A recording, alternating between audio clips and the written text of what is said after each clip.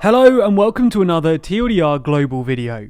Our most popular video ever is all about Britain's proposed porn ban. But trust me, when I say we're talking about sperm today, we're not trying to get another million view video. No, in this one we're going to be talking about sperm counts, specifically why they're falling, what declining global fertility might mean, and what can be done about it.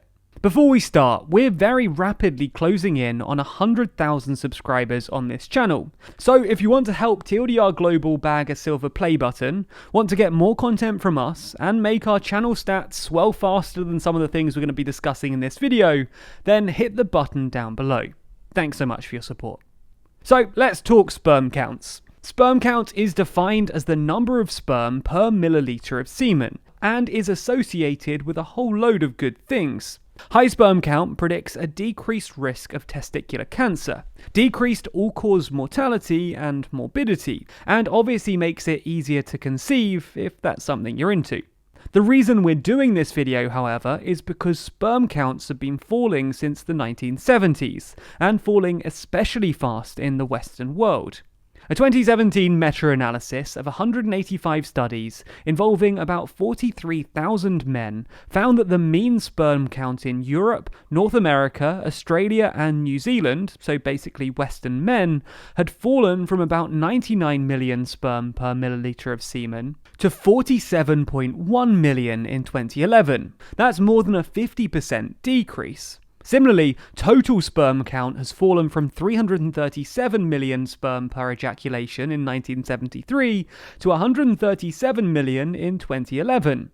That's more than a 60% decrease. So not only do men have lower sperm counts, they're also producing less semen overall.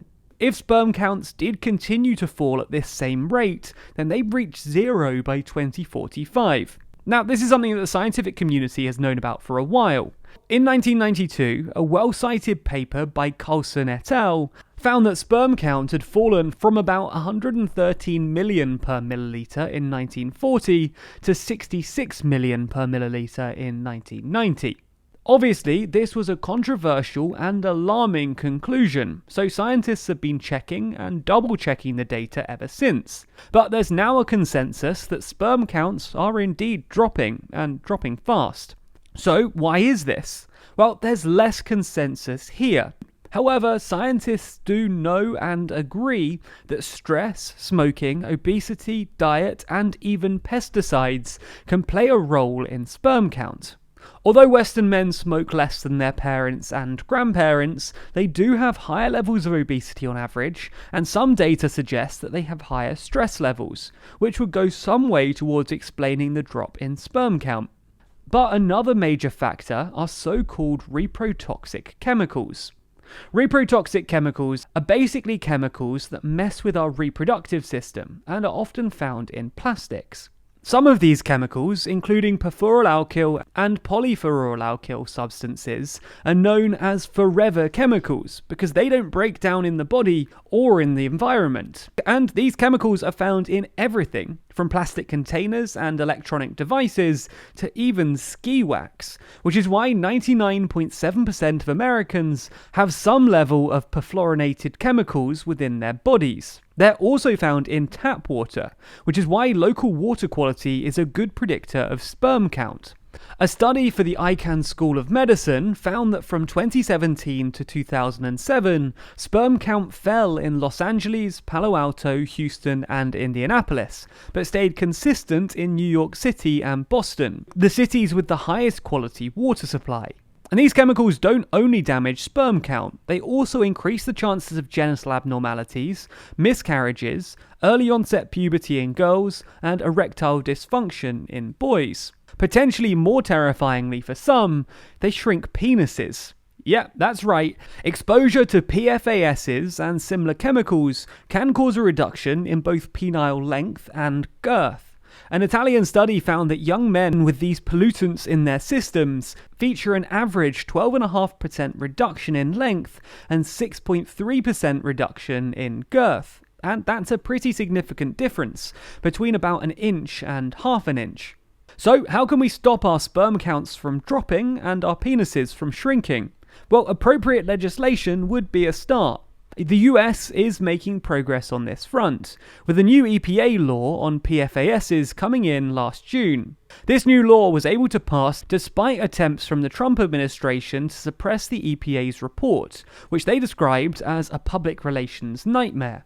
Controversially though, the FDA still allows authorized amounts of bisphenol A in products, a well-known endocrine disruptor.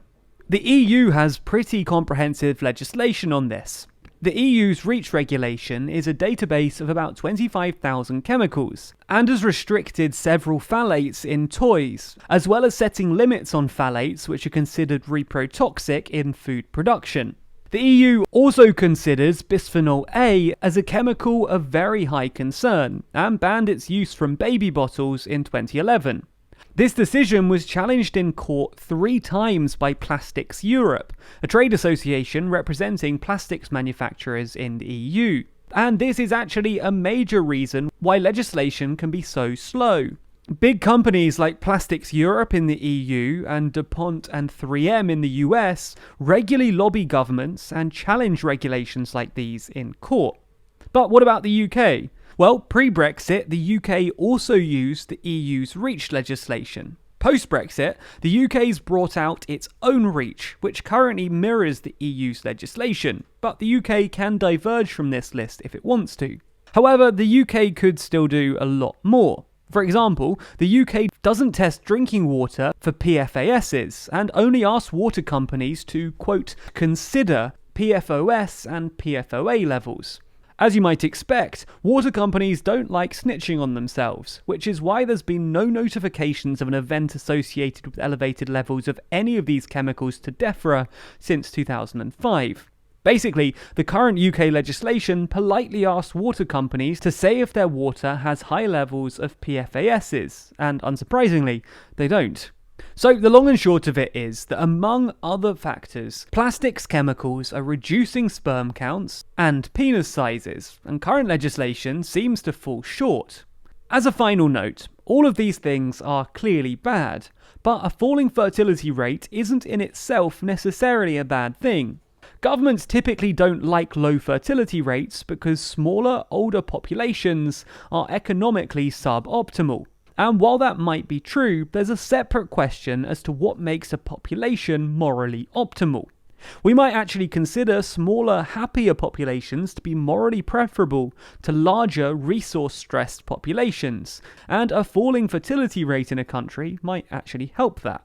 We're not trying to say anything controversial here, just whether we consider falling fertility to be a bad thing will depend on our intuitions about population ethics, and that's complicated. For anyone interested in the philosophy of why population ethics is so complicated, then consider Googling the repugnant conclusion.